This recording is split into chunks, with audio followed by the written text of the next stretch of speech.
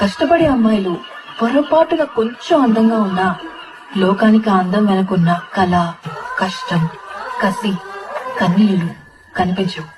అంతా ఆ అందం వల్లే వచ్చాయనుకుంటారు. అసలు అందం అంటే ఏంటి? అది రూపము, రంగు, అలంకారము కాదు. ఏ ఒక్కరి జడ్జ్మెంట్, అభిప్రాయము కాదు. ఒక కవి వర్ణనో, చిత్రకారుడి బొమ్మో కాదు. మరేంటది? అందం అంటే గుణం. అమ్మాయి నా ఇండి చెప్తున్నా, I don't want people to call me beautiful.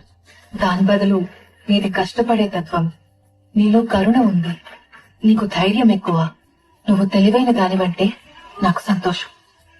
Address us by our qualities.